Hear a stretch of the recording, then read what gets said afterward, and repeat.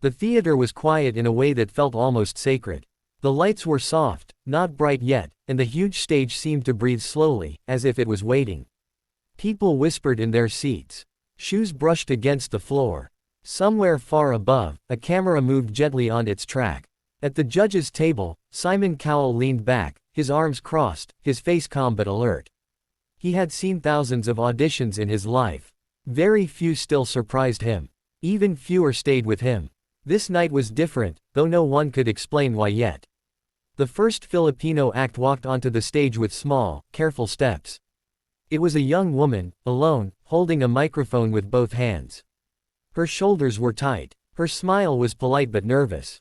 She spoke softly about leaving home, about long hours of work, about singing on buses and in small rooms to help her family. It was a familiar story, one Simon had heard many times. The audience listened kindly, but without expectation. Simon nodded once, his expression neutral. When the music began, it was gentle and slow. Her voice came out quiet at first, almost fragile. Then something changed. The sound grew warmer, fuller, like a sunrise spreading across water. Each note was clean and honest.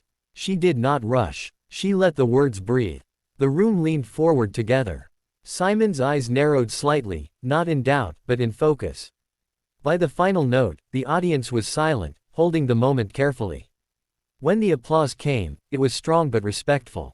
Simon uncrossed his arms. He looked thoughtful. It was not shock yet, but the door had opened. The second act arrived with very different energy. A small group stepped out together, smiling wide, waving at the crowd. They joked with each other, their laughter easy and loud. They talked about practicing in a garage, about neighbors complaining about noise, about never giving up even when things felt impossible. Simon raised an eyebrow. Groups like this often promised more than they delivered. The music started fast. Their feet moved in perfect time, sharp and clean.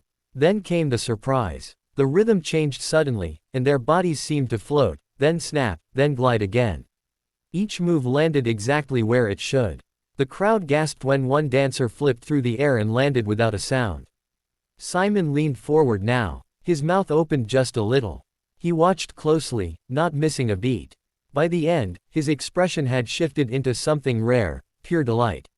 He laughed once, softly, shaking his head. This was shock, light and joyful, the kind that wakes you up. After a short pause, the third Filipino act entered quietly. An older man walked alone, carrying a simple instrument. His hair was touched with gray. His hands looked worn, shaped by years of work. He spoke slowly, choosing his words carefully. He talked about loss, about songs that lived longer than people, about music as memory. The audience listened with a deeper kind of silence now. When he began to play, the sound was raw and earthy. It felt old, like something pulled from the ground itself. His voice was not perfect, but it was true.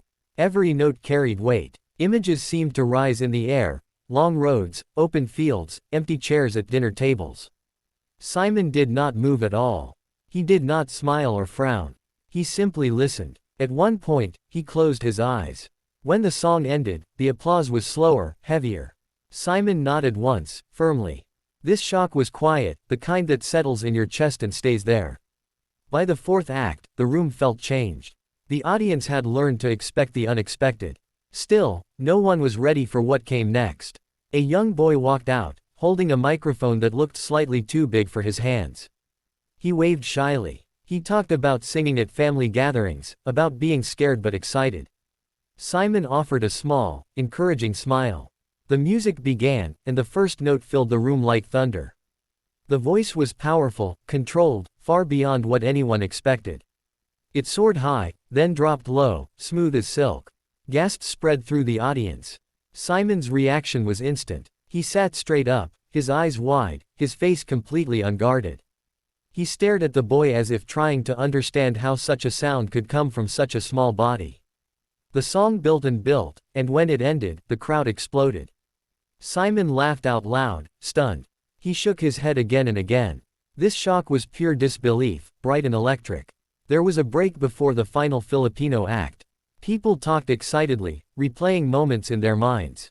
Simon sat quietly, his hands folded, his expression serious again.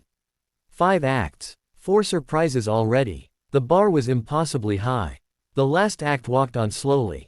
It was a pair, standing close together. They spoke about family, about singing to survive hard times, about music being the one thing that never left them. Their voices were calm. Their story was simple. Simon listened, unreadable. The song they chose was familiar, but they sang it differently. Their voices blended in a way that felt natural, almost effortless. One voice carried strength. The other carried softness. Together, they created balance. The harmony wrapped around the room, gentle and steady. It felt like being held. Simon's face softened. His shoulders relaxed. By the final chorus, something shifted again. Emotion rose quietly, without drama. When the last note faded, Simon took a slow breath. He looked genuinely moved. The applause was long and full. People stood, not because they were told to, but because they needed to. Simon stood as well, a rare thing for him. He clapped slowly, sincerely. Later, as the lights dimmed and the stage emptied, the feeling remained. These 5 Filipino acts had done more than impress. They had reminded everyone why talent mattered. Not because it was flashy, or loud, or perfect, but because it told the truth. Each act had come with a problem: fear, doubt, age, youth, struggle. Each had faced it quietly, through music and movement, through honesty rather than force. The gentle twist was not in a sudden trick or surprise ending. It was in Simon himself. A man known for sharp words and high standards had been changed, moment by moment. Not all at once, but slowly, honestly. By the end of the night, he was not just shocked. He was grateful. As the theater emptied and the echoes faded, one thing was clear. Talent could still change everything. Not by shouting, but by speaking softly and being heard.